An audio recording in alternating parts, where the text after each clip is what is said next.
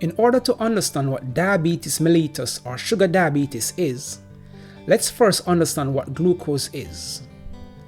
Glucose originates from the Greek word for sweet. Glucose is a type of sugar you get from the foods you eat, and this in turn produces the fuel or energy that your body needs. Glucose is the main source of energy for cells that make up muscles and other tissues in the body. When a healthy individual eats food, it travels to their stomach where it is then broken down by stomach acids and enzymes into tiny pieces.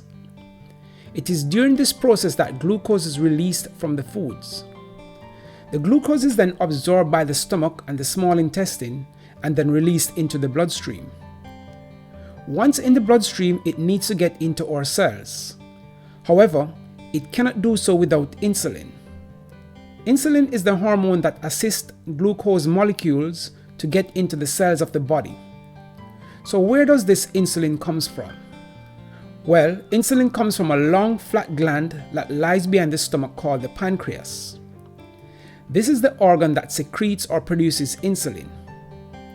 Beta cells in your pancreas monitor the amount of blood sugar or glucose in the body. One of the main functions of the pancreas is to regulate blood sugar and maintain safe blood sugar levels in the body. If blood glucose levels rises shortly after eating, then these beta cells release insulin into the bloodstream. On the other hand, people with diabetes have a higher than normal level of glucose in the blood. Some reasons for this could be that the cells just don't respond to insulin as they should, while in others, there just isn't enough insulin in their bloodstream to move all the glucose molecules into cells. But the major issue here is that too much sugar in the blood is bad. The longer diabetes is left untreated, the more serious the problem becomes. Complications from diabetes can be life-threatening or even debilitating, and some complications of this disease include 1. Damage to the nerves. Sugar in excess can harm the walls of the tiny blood arteries that nourish your nerves, particularly in your legs. This might result in tingling, numbness, burning, or pain that starts at the tip of the toes or fingers and extend upwards. Damaged limbs may lose their ability to feel. Nausea, vomiting, diarrhea, and constipation can all be symptoms of nerve damage associated with digestion. It can also cause erectile dysfunction in men. 2. Damage to kidneys. Kidney disease is very common. Millions of tiny blood artery clusters filter waste from your blood in the kidneys. This delicate filtering system can be harmed by diabetes. Renal failure or end-stage kidney disease can result from severe damage, and as such, dialysis or a kidney transplant may be required. 3. Atherosclerosis. Diabetes significantly raises the risk of coronary artery disease, heart attack, stroke, and arterial narrowing, among other cardiovascular disorders.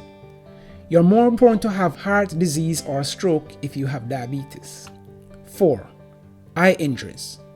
Diabetic retinopathy damages the blood vessels in the retina, potentially resulting in blindness. Diabetic people are more likely to develop cataracts and glaucoma, which are serious visual issues. 5. Damage to the feet. Foot nerve injury or inadequate blood flow increases the risk of a variety of foot problems. Cuts and blisters, if left untreated, can develop dangerous infections and heal slowly. Amputation of the toe, foot, or leg may be required as a result of these illnesses. 6. Ear and skin problems.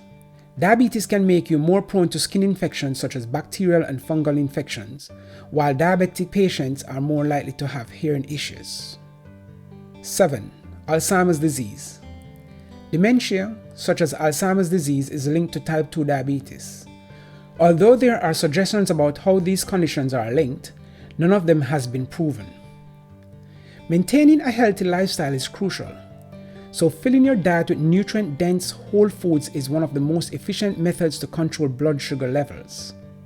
Some of the top diabetic foods to consider include non-starchy vegetables such as leafy greens, carrots, cauliflower, broccoli, bell peppers, tomatoes, celery, and Brussels sprouts. Other foods include grass-fed beef, goat, lamb, free-range chicken, duck, turkey, wild-caught salmon, anchovies, tuna, and other seafood.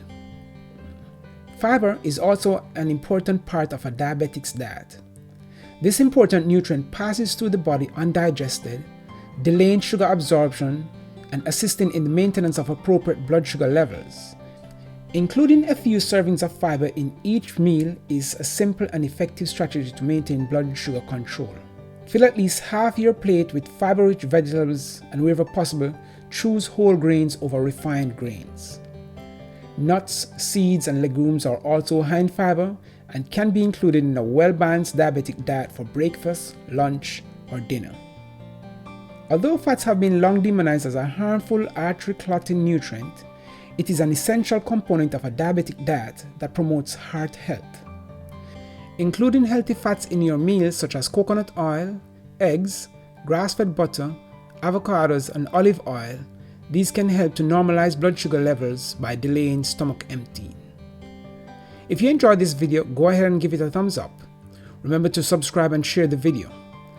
Also remember to click that bell icon to turn on notifications so you don't miss out on any new videos. Thanks for watching, guys. Cheers to your health, and see you in the next video.